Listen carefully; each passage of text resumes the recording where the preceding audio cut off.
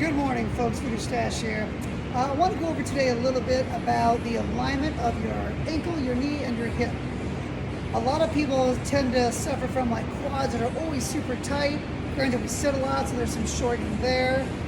But oftentimes the reason that those quads will be overactive is due to your core being lazy. It doesn't do its job, so there's like an opening in your body. Hey, who wants to be the new core? And the quads say, me, pick me, pick me. So they're firing all the time. They're either on or maybe a little bit less on. They never actually turn off. So oftentimes turning off muscles is sometimes harder than turning them actually on. So here's a little drill that you can kind of work on, a thought you can think of to try to get those quads to let go so that these guys start doing their job. So what we're going to do here is we're going to think about this positioning. When you look at the foot, you have your ankle bone here and your pinky knuckle up front. So if I took a pencil and I laid it right here, these guys should be pointing straight ahead. So when you're looking at your foot and think about that, in order to have your ankle bone and pinky knuckle straight ahead, it may appear that your toes are going in. That's not because you're pigeon-toed or you're overturning, it's because shoes have squished your toes all together. So if you went from this line here, pulled your pinky out, your fourth toe, third, second, and first toe, and line them all up, then your foot would be nice and straight. But we're going to ideally look at just the ankle bone and the pinky knuckle right here. So that's step one. Ankle bone, pinky knuckle, pointing straight ahead. Step number two is I'm going to think about the position of my knee pit, the back side of my knee. So I look on the back side of my knee here. If I have my foot like this out, which like most people usually tend to have their foot like that when they walk around, that knee pit is facing that way. It's going away.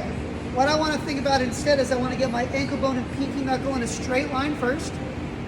Step number two is I'm going to take my knee pit, rotate my legs so that knee pit's pointing straight behind me now. So if I had like an axis or a pencil coming here, it would point straight behind me. So ankle bone, pinky knuckle straight, knee pit back. Here's the hard part where everyone struggles with is the quad. When we rotate that leg bone like that, put that knee pit back, most people are going to overuse their quad for that instead of their rotators inside their hip. So your goal from this position is to get that quad to relax. Should be loosey-goosey, totally relaxed. You know that your quad is on when you see your knee pull up. You're trying to get that knee to drop down and that quad to relax. Most people really struggle with this. They don't know how to trim this thing off.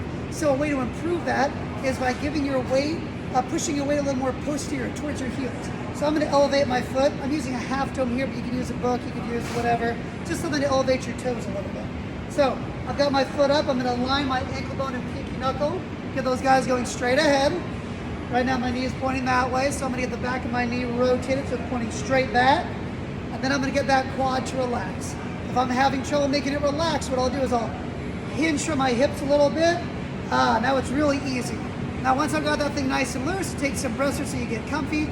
And then a deep breath in, use that lower core, and you're going to try and straighten yourself up little by little without letting that thing go.